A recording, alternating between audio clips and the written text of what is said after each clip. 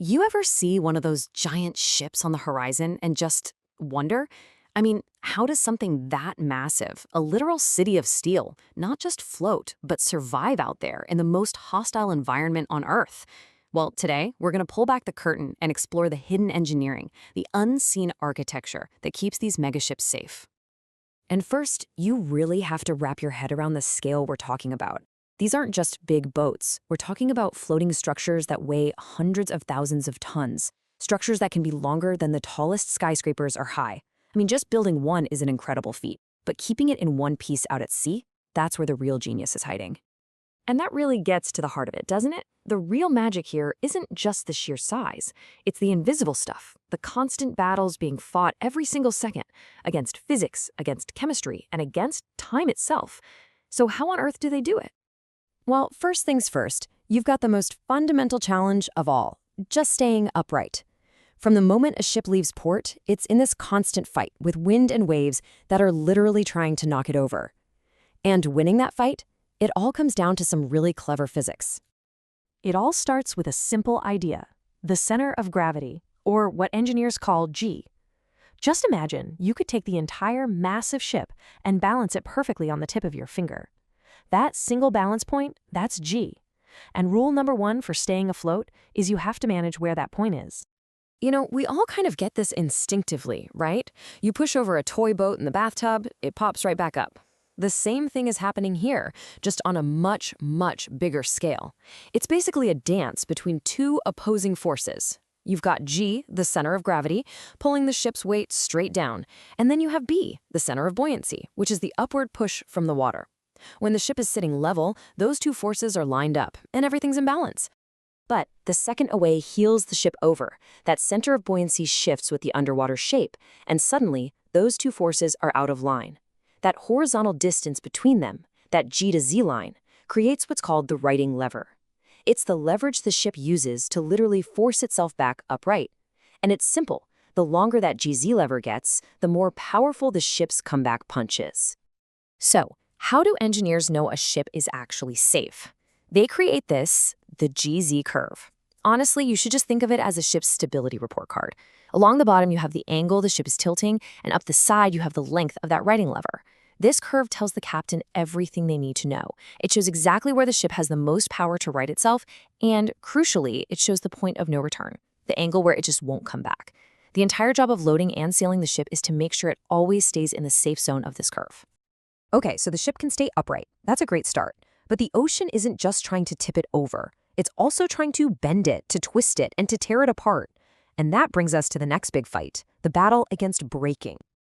If you could just peel back the steel skin of a megaship, this is what you'd find inside. It's a massive, interconnected skeleton of steel. You've got frames, girders, and huge walls called bulkheads all locked together. Their one job is to take all the stress from the waves and distribute it safely through the entire structure. This is the ship's brute strength. But it's one thing to have a bunch of strong steel parts. It's another thing entirely to join them all together into one single structure that can flex and fight for decades without failing.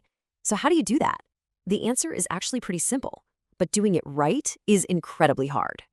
Welding is the high-stakes super glue that holds this entire city of steel together.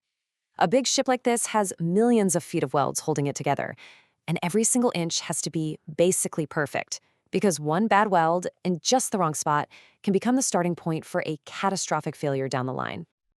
And this is why that perfection is so non-negotiable. Inspectors spend their lives hunting for these tiny flaws. Things like an undercut, where the weld carves a weak groove into the steel, or porosity, which is basically just gas bubbles trapped inside, weakening the joint from within. Each one of these little defects is a hidden weakness, a tiny ticking time bomb just waiting for the right amount of stress. All right, so our ship is stable and it's strong, but there's another enemy, one that's working against it 24/7, and it's much quieter: corrosion. We're talking about the relentless chemical attack of salt water, a battle we all know as rust. So what do you do? How do you stop something the size of a city block from literally dissolving back into the ocean? Sure, you can paint it, and they do, but paint gets scratched, it wears off, it's never a perfect shield. No, you need something smarter, something more active. Turns out you fight chemistry with electricity. This right here is one of the most brilliant parts of a ship's unseen architecture. It's called an Impressed Current Cathodic Protection System, or ICCP, and it's basically an electrical force field that stops rust dead in its tracks. So how does this magic work? Let me break it down. First, a power supply sends a very small, controlled electrical current to these special plates called anodes on the hull. That current then flows from the anodes out through the seawater and back to the steel of the ship's hull. Now, this is the really clever part. That flow of electricity turns the entire wetted part of the hull into something called a cathode, which completely disrupts the natural chemical reaction that causes rust. And finally, little sensors called reference cells are constantly monitoring the whole thing, telling the power supply to turn the current up or down to keep the protection perfect. It's amazing. So we have the physics of balance, the engineering for strength, and the chemistry to fight off corrosion. But there's one last crucial pillar holding this whole thing up, and that's the human part. The systems of rules and inspections that make sure everything actually works the way it's supposed to. You see, a ship's safety isn't a one-and-done deal. It has to be proven over and over and over again through its entire life. The best way to think about it is like a series of mandatory, intense doctor's checkups, all designed to find tiny problems before they can grow into huge disasters. And this chart here gives you a sense of just how relentless that cycle is. It's a global system of surveys and certifications. And just look at the timeline. There are checkups every single year, then deeper inspections every 2 to 3 years, and then a massive down-to-the-bones renewal survey every 5 years. For its entire 20 or 30-year life, a ship is under constant watch. Now, for some ships, like older oil tankers, it gets even tougher. There are 2 key programs. You have the CAS, which is mandatory. Think of it as a deep dive into the ship's structural health, the steel, the tanks, the bones of the ship. Then you have CAP, which is voluntary. This is where a ship owner goes the extra mile to have everything, including all the machinery, inspected and given a grade. A good CAP rating is like getting an A+ on your report card, and it makes the ship more attractive to companies who want to charter it. And then, for the highest risk ships out there, you have the top tier, the Enhanced Survey Program, or ESP.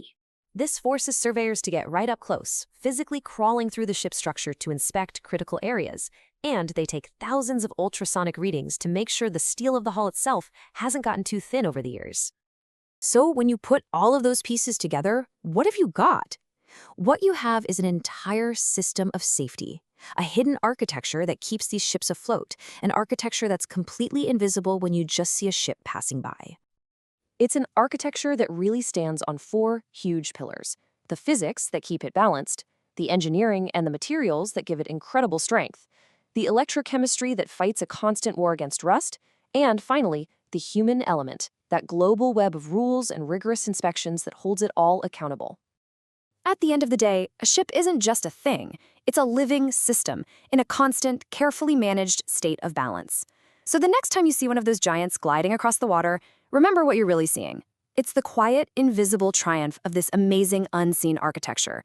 And it kind of makes you wonder, what other invisible systems are out there, quietly holding our whole world together?